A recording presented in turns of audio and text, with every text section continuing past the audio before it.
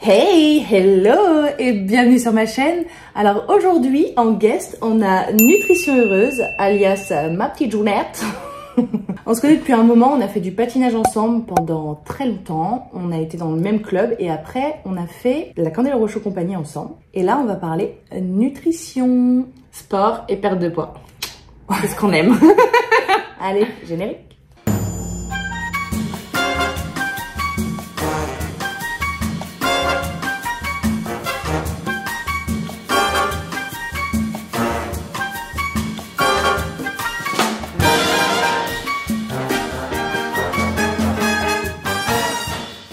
Ok. Alors, en fait, le but aujourd'hui, c'est de faire une analyse nutritionnelle avec des questions-réponses, vu qu'on a une experte en nutrition, sur en fait mon parcours de ma précédente vidéo que je vous remettrai là-haut. En fait, on va un petit peu plus éclaircir. Je pense que ça va viser plusieurs personnes parce que ça n'a pas visé que moi, à mon avis. C'est pour ça que c'est important d'apporter une expertise, je pense, à ton parcours et pouvoir revenir en détail sur quelques sur quelques points, sur quelques passages. Revenir en détail sur quelques détails. Sur quelques passages de ma life.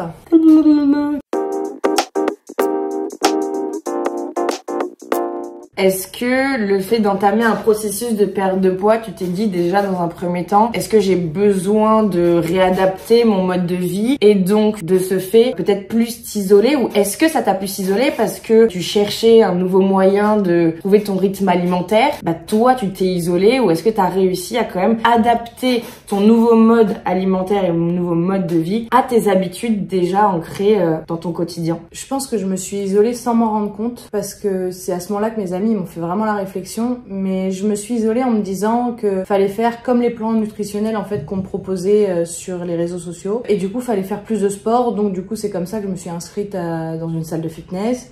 J'étais tellement déterminée à perdre du poids, à vouloir vraiment mincir à tout prix, que du coup, je pense que je l'ai créé seule, cet isolement. Et c'est que j'ai suivi beaucoup, en plus, les fitness girls, là, sur les réseaux sociaux, et c'était exactement tout ce qu'il fallait pas faire parce que j'avais pas de vrai suivi nutritionnel ou même fitness, tu vois, j'avais aucun suivi, en fait, à ce moment-là. Je savais pas ce qu'il fallait faire, je savais pas ce qu'il fallait manger ou pas, et pourtant, en fait, naturellement, mes parents m'ont toujours appris à manger correctement, à manger sainement, à manger varié. Et en fait, je pense que je l'avais sous le nez, mais je me rendais pas compte, tu vois. Et du coup, j'ai voulu suivre des plans nutritionnels qui étaient complètement bidons, que manger que des légumes verts. Et ça, c'est très intéressant parce que souvent, quand on est dans un processus de perte de poids, on a besoin d'un référent. Et je pense que malheureusement, aujourd'hui, tes référents, tu vas y accéder grâce aux réseaux sociaux parce que tu as énormément de fitness girls, de personnes qui vont donner des conseils ou leur secret perte de poids. Mais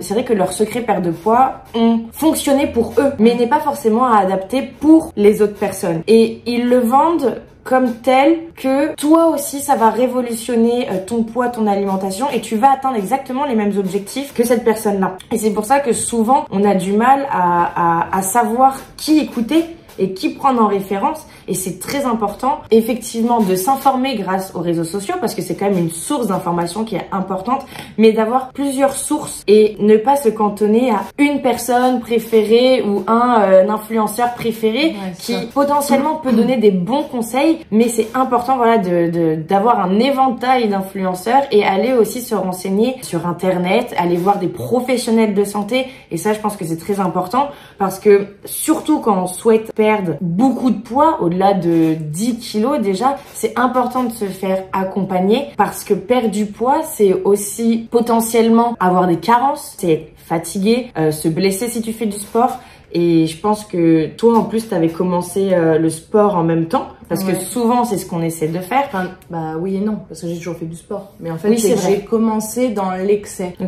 Dans le sens où j'avais pas de coaching, donc je savais pas non plus ce qu'il fallait faire, mais j'ai commencé en faisant énormément, comme en fait quand on était en sport-études. Et du coup, c'était pas la bonne stratégie. Quand on arrive dans une salle, en fait, on te dit, bah viens 1 à 2 fois par semaine, et après tu augmentes petit à petit, tu vois. Après, tu y vas 3 fois, 4 fois, puis après, si tu veux te faire que 2 day off, et ben tu te fais que 2 day off, tu vois. Donc je pense que ça a été et dans la nutrition et dans le fitness où vraiment je me suis planté dès le départ parce qu'il n'y avait pas de suivi. Mais en même temps, à l'époque, je trouve, c'est moins maintenant quand même sur les réseaux sociaux. Maintenant, sur les réseaux sociaux, il y a de tout. Mais à l'époque, comme c'était vraiment le gros boom des fitness girls, et ben, c'était à ce moment-là où les nénettes sans diplôme, elles te balançaient des trucs qu'elles ne savaient pas, alors que actuellement, maintenant, je trouve qu'il y a quand même un peu plus de personnes sensées sur les réseaux sociaux, tu vois. En fait, il faut vraiment, il y en a à prendre, il y en a à laisser. C'est pour ça que, comme ce que tu disais, je trouve qu'il faut aller voir plusieurs avis, plusieurs choses qui vont cibler en fait cette perte de poids. Et puis en plus les gens avant ils parlaient vraiment en régime. Ça me rend dingue de parler et de dire oui alors pour votre régime. Ouais mais en fait déjà quand tu te dis psychologiquement c'est un régime, je trouve que c'est hyper compliqué de réussir à vraiment mincir à ce moment-là en fait. Quand j'ai lu rééquilibrage alimentaire, je me suis... Enfin tu vois en fait ça me parlait beaucoup mieux que quand c'était régime. C'est moins impactant. Ouais, je pense que c'est ça aussi. Du coup les points clés. Point clé, ça a été l'isolement. Donc éviter l'isolement. Il faut éviter l'isolement. Éviter de partir tête baissée aussi dans une programmation. Finalement, on n'est pas sûr qu'elle va fonctionner forcément en plus. Ouais, pas forcément suivre les fitness girls en fait. Il faut se renseigner avant sur les diplômes qu'elles ont pu avoir, les gens qu'elles ont pu accompagner. Parce que je trouve qu'il faut aussi un accompagnement quand tu veux perdre du poids, tu vois. Et donc bien s'entourer. Et bien s'entourer. Et aller voir l'avis et des expertises de plusieurs professionnels et aussi pas que des professionnels. C'est intéressant d'avoir des feedbacks, de voir des personnes qui ont eu le même parcours que toi et qui ont perdu du poids. Je pense que c'est d'ailleurs les personnes qu'il faut aller voir parce que c'est celles qui ont vraiment vécu la chose. Il rêve depuis tout à l'heure. Ouais, il rêve. Il doit courir là dans son rêve. Deuxième question. Déjà de pas écouter les autres, les personnes qui nous disent t'es trop grosse, t'es trop maigre, enfin en fait c'est impactant ça. Ça c'est vraiment psychologiquement c'est pas possible. De toute façon il y aura toujours des gens pour critiquer, toujours des gens pour nous faire des réflexions. Ça c'est un fait, malheureusement c'est chiant mais c'est comme ça. Mais en fait il faut vraiment passer outre ça, mettre des œillères à ces personnes-là qui nous disent ça. Vraiment le jugement des autres en fait on s'en fout. Ils peuvent penser ce qu'ils veulent mais tant que vous êtes bien dans votre peau, je pense que c'est ce qui est vraiment primordial pour moi. C'est vraiment de se sentir bien dans sa tête et dans sa peau en fait. Et surtout, je pense ce qui en découle toi de ton parcours, c'est que tu as eu énormément de personnes qui se sont permis de juger, critiquer, parler de ton physique et c'est des choses qui t'ont vraiment impacté et parfois qui ont renforcé tes TCA et qui t'ont enlevé cette confiance en toi et qui favorisaient du coup ta prise de poids et parfois tu rappelleras plus tard.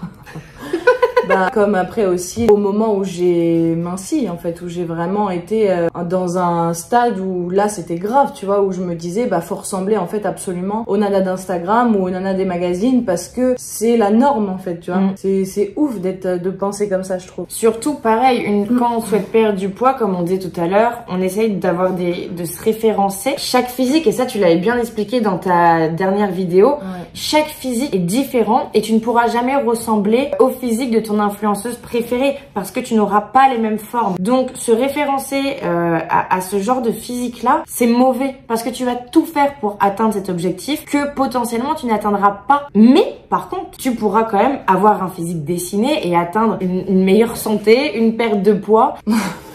Allez, on se casse. Celle-là, on n'a pas c'est ce que je me suis dit en fait après aussi. En fait, quand on regarde sur Instagram, donc par exemple notre Instagrammeuse préférée, notre influenceuse préférée, elle va avoir un corps, soit, mais le truc c'est qu'on ne sait pas aussi ce qui se passe derrière. Si elle est heureuse dans sa tête, si elle se sent bien dans sa peau, on ne sait pas non plus si elle a pas retouché ses photos et on ne sait pas non plus si elle a eu recours à aussi de la chirurgie esthétique parce que maintenant, je sais que par exemple, j'ai vu un truc et je trouve ça aberrant mais ça existe, que maintenant tu peux avoir des abdos dessinés avec la chirurgie esthétique. Donc on peut te faire les grands obliques, tu vois, pour dessiner les abdos. Mais ça veut pas forcément dire que ces personnes-là, elles ont fait en fait, tu vois, du sport derrière. Donc je pense qu'il faut vraiment, en fait, il y a vraiment de tout. Et c'est pour ça qu'il faut pas rester que sur une seule source. Aussi, ce qui est important, c'est lorsqu'on souhaite perdre du poids, et je pense que toi, tu as pu le remarquer, certes, c'est bien de se mettre au sport, mais faut aussi revoir son alimentation parce que tout passera par là. Et c'est important du coup de comprendre les notions de rééquilibrage alimentaire, comment rééquilibrer son alimentation tout en l'intégrant en fait dans son quotidien, dans ses habitudes. Et ça c'est important et c'est pour ça que souvent il faut pas se fier par exemple à un programme qu'on va vous donner ou un programme qui est déjà fait, que vous allez trouver sur les réseaux sociaux, parce que ce programme là déjà il va pas vous apprendre à manger correctement, mais il va juste vous dire quoi faire bêtement, il va pas non plus être intégré dans votre quotidien, il va pas respecter votre rythme. Et ça, c'est une catastrophe parce que le problème, c'est que vous êtes plein d'ambition, vous avez envie de réussir, vous avez mis des choses en place, vous avez pris un programme, vous voulez le suivre, sauf que majoritairement, vous n'allez, la plupart du temps, ce genre de programme ne vont pas être tenus longtemps et vont aboutir à des échecs. Ou en tout cas, vous allez peut-être réussir à perdre le poids que vous voulez, mais vous allez reprendre le double ou en tout cas des kilos. Et ça va jamais être des habitudes qui vont s'ancrer dans votre quotidien. C'est pour ça que c'est, comme on l'a dit tout à l'heure, important de se faire aider et en fait de comprendre ce que vous faites et d'abord de vous éduquer avant même de commencer quoi que ce soit. Parce qu'une fois que vous allez comprendre ce que vous faites, et je pense, Jenny, c'est là où tu as eu un déclic, c'est qu'une fois que tu as compris ce que tu as fait, tu as pu vraiment atteindre les objectifs que tu souhaitais, l'intégrer dans ton quotidien et pouvoir stabiliser aussi ton poids. Et ça va être la question d'après. Du coup, quelle introduction.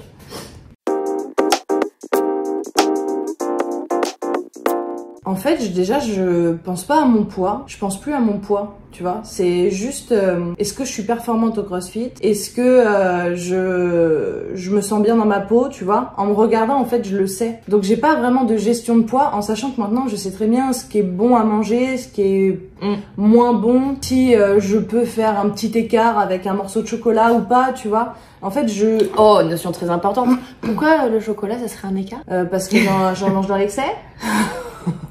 Parce que c'est pas genre 3 carrés, tu vois. Ça va être plus la demi-tablette. Mais donc, est-ce que si tu manges 1 ou 2 carrés par jour ou après un repas, selon toi, ça serait un écart? Je pense pas que là, ce serait un écart. C'est parce que moi, je sais pas en prendre juste 2 carrés, tu vois. D'accord. C'est soit tout, soit rien. Ouais, c'est un peu ça.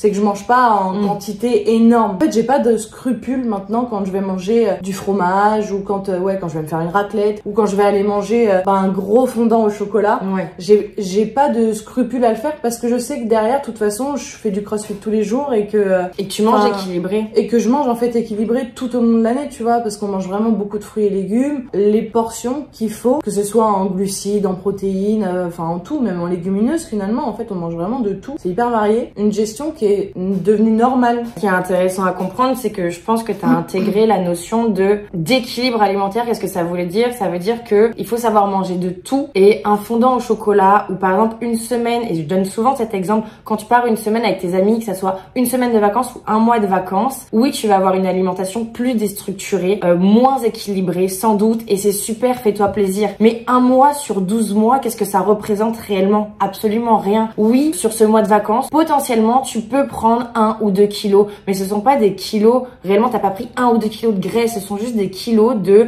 mon alimentation vient de changer, mon rythme alimentaire vient de changer, mais c'est pas grave parce que quand je vais rentrer à la maison, tout va redevenir comme avant. Et avant, si ton poids était stable, pourquoi ton poids redeviendrait pas stable à cause juste d'un mois de fête, d'excès ou en juste de changement d'alimentation? Et ça, c'est vraiment intéressant et c'est pour ça qu'il faut pas se priver, parce que vous avez le droit de manger du chocolat, vous avez le droit de manger des fondants, vous avez le droit d'aller faire des fast-food à partir du moment où c'est intégré dans un équilibre alimentaire. Et l'équilibre alimentaire, c'est aussi aller vers des aliments qui vont être plus caloriques, plus riches en lipides, plus riches en sucre. Et c'est cette notion d'équilibre qui est important. Et une fois que tu as compris ça, je pense que tu as la clé de tout et tu peux après atteindre tous les objectifs que tu souhaites. Ah ouais, c'est clair. Mais c'est que du coup, quand même on part en voyage maintenant, je m'en fous de ce que je vais manger, tu vois. Là, on est parti à Rome. Ça y est, les tiramisu tous les jours. Même les pâtes. Je prenais des pâtes à tout et n'importe quoi. En fait, je faisais pas attention à ce que j'allais prendre parce que je voulais juste prendre ce que j'allais aimer de manger. Parce que je sais qu'en rentrant, on va reprendre nos habitudes de nourriture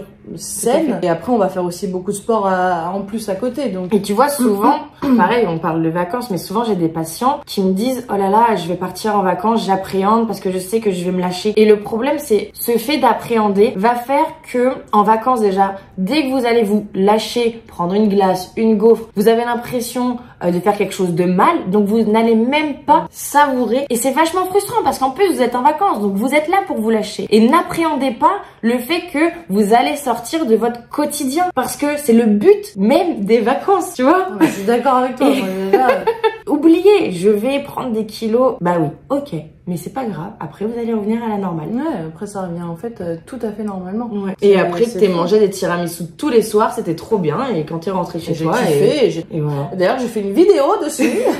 Vous pouvez aller voir.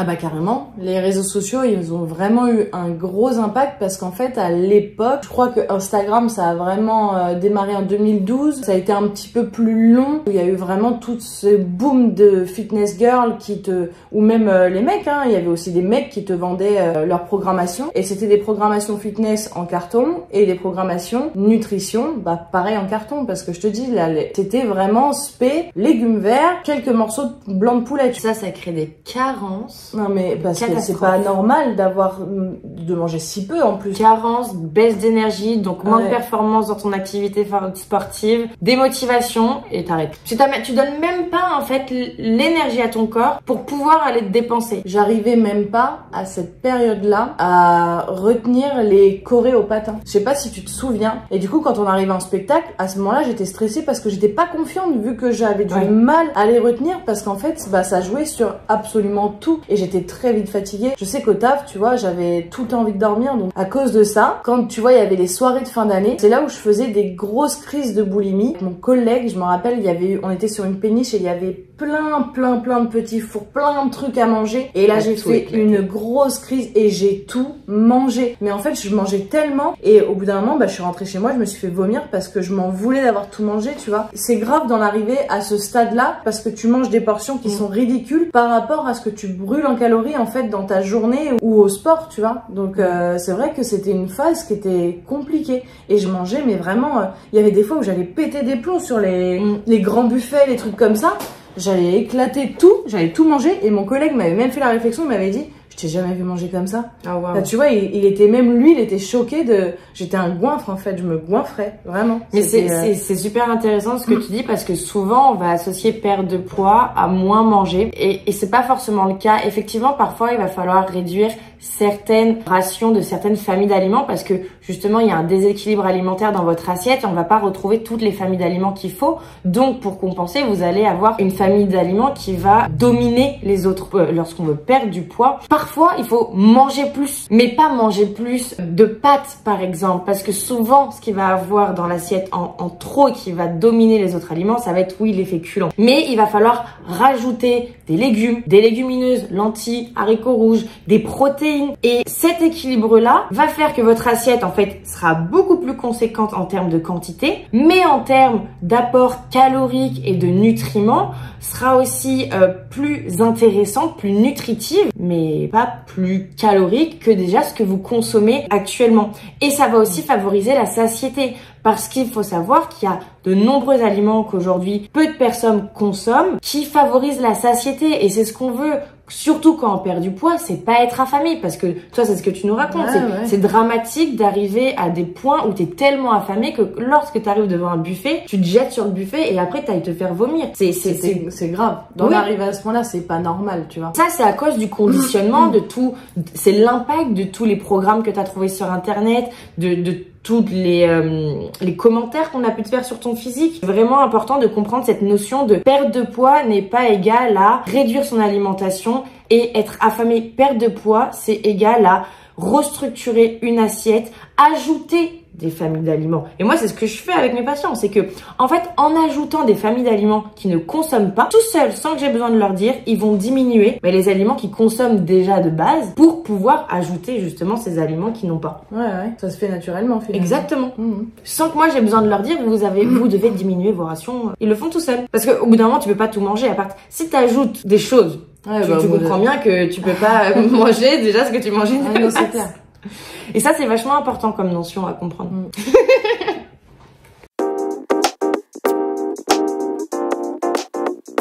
faisais au tout début quand j'ai commencé à suivre les plans alimentaires, mais en fait au bout d'un moment je me disais non, je peux pas faire de cheat meal et du coup j'en faisais plus. Au bout d'un moment j'en faisais plus du tout en fait. J'avais même peur de remanger un morceau de poulet un jour à un barbecue. Je me rappelle, j'avais mangé avant d'aller au barbecue. Je voulais pas manger en fait là-bas. Je savais pas ce qu'il allait avoir, s'il y allait avoir de la sauce ou pas. Et en fait ma pote est arrivée avec quand même 2 ailes de poulet parce que c'est ce que je préfère dans le poulet, c'est les ailes. Je sais pas pourquoi. Et elle est arrivée avec les 2 ailes de poulet et elle me les a données mais sans sauce, sans rien. et ben j'avais un scrupule de le manger, tu vois. Ah, wow. C'est fou, hein. Au tout début, j'en faisais un par semaine, et puis après, j'en faisais plus du tout. Et puis après, quand je me suis remise au CrossFit, finalement, ce qui était des cheat meals, c'est devenu limite normal de manger. Enfin, c'était naturel d'aller manger une pizza avec mes potes, de pouvoir aller manger mon fondant au chocolat avec ma mère, tu vois. Enfin. Mais tant mieux, parce que moi, ce qui me pose problème avec ce mot-là, ce terme-là, ça veut dire qu'à partir du moment où tu acceptes de faire des cheat meals, tu acceptes que 95% de ton alimentation, tu ne prends pas de plaisir, est fade et est nulle. Ouais, c'est et vrai, ça, c'est horrible parce que du coup, tu acceptes de te dire une fois par semaine ou une fois toutes les 2 semaines, je vais me faire plaisir en mangeant des fast-food, en mangeant, je sais pas, ce qui te fait plaisir, je vais me gaver. Alors que, encore une fois, la perte de poids et le rééquilibrage alimentaire, c'est quand même réussir à se faire plaisir au quotidien. Des pizzas, tu peux les faire maison, des burgers, tu peux les faire maison. Et souvent, les gens associent ces aliments-là à du cheat meal, à des aliments plaisir.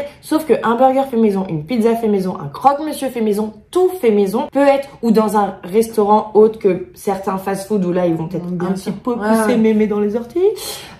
Ça reste un plat équilibré. Ou c'est nous qui le faisons. Exact. Ça, comme les lasagnes qu'on a fait hier, finalement. Ah ouais, ça c'était bon. Tu vois.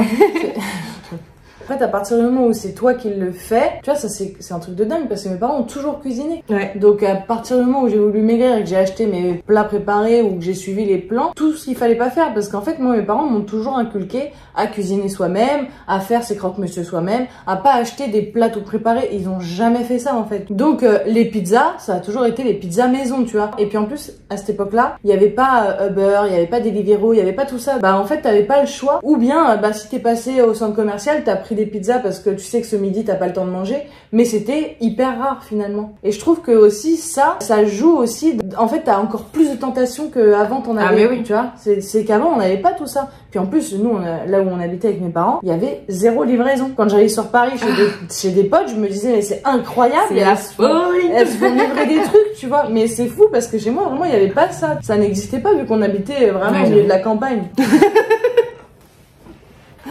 Cette notion de cheat meal, en plus c'est un terme qui a été beaucoup employé dans le monde du sport. Ouais. Accepter de faire un cheat meal, c'est accepter de se faire plaisir qu'une fois. Et pourquoi attendre un jour si tu veux te faire livrer? Nous, ça nous arrive encore, hein. Il y a des fois où on va rentrer, il est 22h parce que Pierre il a terminé de coacher à 21h45, que moi j'ai une grosse journée aussi au travail. Et du coup, ça m'est arrivé de commander libanais à côté, indien, oui. Pas le temps de manger et pas le temps de cuisiner, donc on a faim quand même parce qu'on a fait du sport. Donc on va commander, mais oui, ça arrive et c'est ok en fait. Mais après, c'est vrai qu'on cuisine beaucoup aussi. Et parce que encore une fois, c'est englobé dans un équilibre alimentaire. Donc même si vous commandez 2 fois dans la semaine, lundi et mardi, vous n'avez pas eu le temps, votre alimentation reste équilibrée sur le quotidien, sur la semaine, sur le mois. Commander 2 fois, qu'est-ce que c'est? Ouais, non, c'est clair. Bon voilà, on a fini cette petite analyse nutritionnelle avec ma petite Jounette. J'espère que cette vidéo vous a plu. N'oubliez pas de vous abonner si vous n'êtes pas encore abonné. Et la suite arrive aussi, donc ça va être sur l'analyse fitness. Je pense que ça peut être hyper intéressant aussi de savoir comment aborder en fait les débuts de sport dans une salle de fitness aussi. Donc abonnez-vous si vous ne l'êtes pas encore. Et sinon, je vous dis à la semaine prochaine. Je vous fais des gros bisous. See ya. Je suis tellement blanche comparée à toi. C'est vrai. C'est horrible. Pourtant, j'ai pas mis de bronzer.